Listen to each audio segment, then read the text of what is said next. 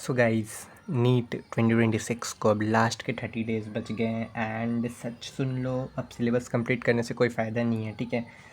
लेकिन अभी अगर जो भी लास्ट के 30 डेज़ बचे हैं ना, अगर उसमें आप स्मार्ट स्ट्रैटेजी को फॉलो करते हो तो आप आराम से 600 प्लस मार्क्स स्कोर कर सकते हैं। नीट के एग्ज़ाम में ये पॉसिबल है।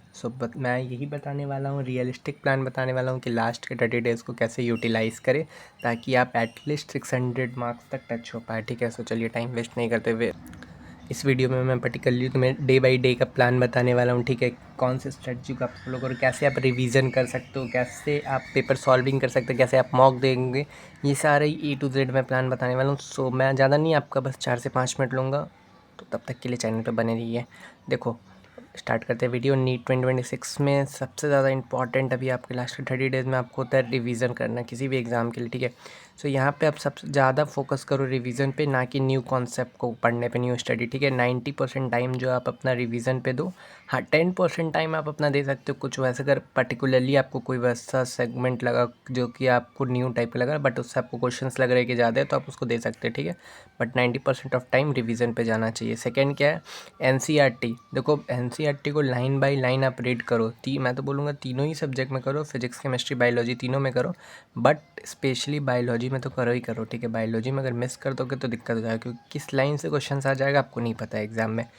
NCERT रीड करना आपके लिए बहुत बहुत बहुत ज़्यादा इंपॉर्टेंट है, ठीक है। Then third point is daily MCQ practice. आप ट्राई करो कि डेली MCQ प्रैक्टिस आप करो तीनों सब्जेक्ट के, ठीक है। आप MCQ प्रैक्टिस करो ताकि एग्ज़ाम में आपको दिक्कत ना हो। जैसे कि फ़िज़िक्स में आपको न्यूमेरिकल सॉल्व करने हुए बहुत ऐसे लोग हैं जिनका फ़िज़िक्स में थोड़ा सा प्रॉब्लम होता है, तो आप न्यूमेरिकल की प्रैक्टिस अभी से करोगे तो आपका हैबिट बन जाएगा एग्ज़ाम के टाइम तक सॉल्व करने के लिए, ठीक है। एंड साथ के साथ आप फुल टेस्ट देते जाओ। फुल टेस्ट दोगे तो आप हर दिन अपने मार्क्स को इम्प्रूव कर पाओगे और अपनी परफॉर्मेंस को और अच्छा कर पाओगे, ठीक है। देन फोर्थ पॉइंट है मिस्टेक नोटबुक। आप एक ऐसी नोटबुक बना लो जहाँ पे आपने छोटी छोटी मिस्टेक, जस्ट लाइक आपके कोई फार्मूला एरर हो गया आपसे, वो आप लिख लिए। या बायोलॉजी में पर्टिकुलरली बात की जाए तो कुछ ऐसे कॉन्सेप्ट है या ऐसे क्वेश्चन है जो आपने PYQ में देखा और वो लगभग हर जगह रिपीट हो जा रहे, इन द सेंस ऑफ उसका कॉन्सेप्ट रिपीट हो जा रहा है, तो आप उस पर्टिकुलर कॉन्सेप्ट को बुलेटिन पॉइंट्स में लिख सकते हैं, जो कि रिवीजन करने में आपको बहुत ज़्यादा हेल्पफुल रहेगा, ठीक है।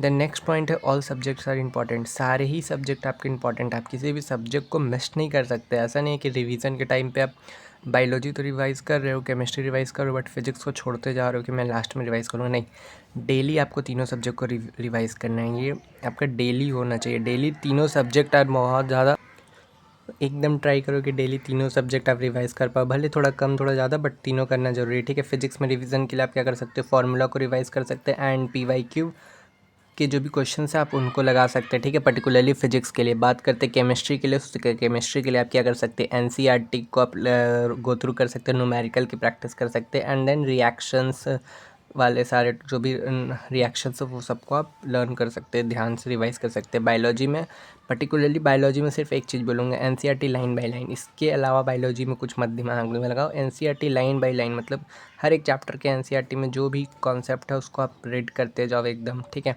अगर आप ऐसे करोगे ना, डेली तीनों सब्जेक्ट को करोगे, तो लास्ट के 30 डेज़ में आप अप्रॉक्सीमेटली मैं बोल के चलूँ ना, तो सारे सिलेबस को कम से कम 2 से 3 बार तो आप रिवाइज़ कर लोगे बहुत अच्छे से। क्योंकि जब आप डेली करोगे तो 30 दिन अगर कंटिन्यूसली करोगे तो आप ये आराम से कर सकते हो, ठीक है।